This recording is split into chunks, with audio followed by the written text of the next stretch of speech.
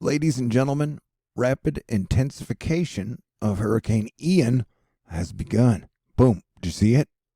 All right. Now, some nerds are going to say it's not a hurricane yet, but everybody has their own definitions of stuff. You know that, right? Here in the modern age. Anywho, whoop, there it is. And I would like to take this moment to remind you that,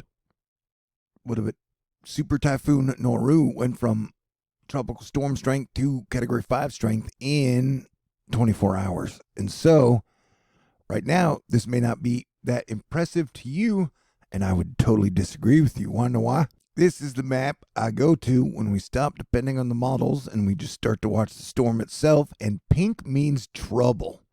Pink can be anywhere from 10 to 30 inches of rain if it comes your way. And at some point, this is all going to wind up and then curve into Florida, anywhere between Tampa Bay and then I would say right in here. But I would guess it'll come, the landing will be here, and I've been saying that for a while. So definitely watch out. But look at this thing, man. It's almost got that like predator look with the tails and stuff and then the evil eyes. This is definitely going to be a problem because that is just shit tons of freaking moisture, man. Like, let's look at the water vapor map. See how big Florida is? It's tiny compared to how giant this thing is. There's just tons of moisture all around this area, and if it wraps it up and then brings it home like a giant softball, a lot of people are going to get wet. All right, if we look at this chart, the QPF, yellow is 15 inches, almost 20 inches of rain, and orange is 10. And so it looks like large portions, big portions of Florida are going to be getting over 6 inches of rain, and I would guess some spots will get over 20 inches of rain, would be my guess, possibly 30. And then right now, some of the storm surge is being predicted to be as high as 6 feet, and the variables on that can go up and down depending on how strong the storm is and where it hits. We get this QPF from Mike's weather page. He posted it a little while ago, and it shows, look, even down where the storm is missing places, they will get anywhere from 5 to 6 inches of rain down here. And then people up here will be getting 8 to 9. And then here you'll be getting like almost a foot of rain, 10 inches. And so you're talking about like the entire swath of the shaft of Florida getting 6 inches or above. So this is going to cause major, massive problems. And that doesn't even count storm surge on top of it. And that will be a variable as far as how strong the storm gets. And it's projected to be anywhere from Category 1 to Category 4 or Category 3 upon landfall. And there are still a lot of variables 72 hours out. So buckle up. Like I always say, it's a good excuse to go on like a 4 or 5 day vacation somewhere else. But you do you, and I know Floridians, no one can tell them what to do, where to go, and a lot of them like to write it out. And I will say a prayer for you either way. Models have still been wonky on it. Like I said, predicting anywhere from landfall to Tampa Bay all the way up to about here. Where it goes, we do not know yet, but my guess has been about Crystal River or Tampa Bay for a while.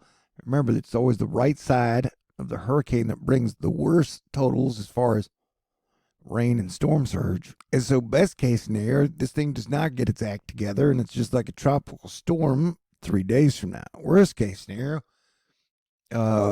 it goes easter faster than anyone predicted, and it hits below Tampa Bay is like a Category 4, possibly Category 5 hurricane. And this is 2022, and how many times has the best case scenario happened? Ask yourself that if you want to. And that's a pretty big dang cloud. Look at the size of that thing, man. That thing is major and massive. That thing is pretty dang big, man. Ma'am, y'all. All right. Mike's weather page saying here are some estimated rains for future Hurricane Ian. Most of the state will receive some high numbers. Add this to the already saturated ground levels. Flooding will be possible and probable, and increased power outage from high winds and trees falling over are likely. Yeah, dude, this is definitely red alert. Big problems ahead. Brooks Garner will be talking about if Ian tracks west of Tampa as a hurricane on Thursday p.m. 4 days from now. as its current forecast by the NHC, 3 to 6 feet of storm surge may inundate low parts of Tampa Bay Harbor and the Davis Islands. Outlook may change, and I think we'll see some higher storm surge totals, but that's me guessing, and I can't pinpoint locations yet. But remember, 6 to 9 feet of storm surge is a lot of storm surge on top of tons of rain.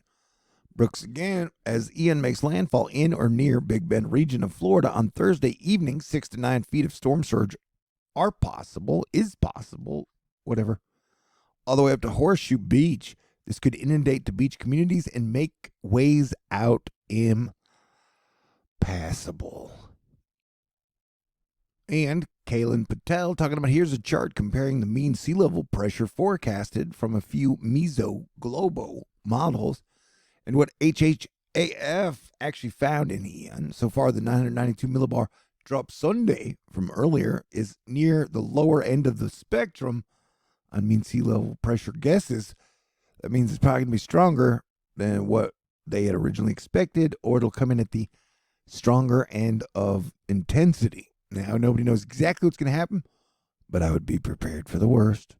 Remember, failing to prepare is technically failing.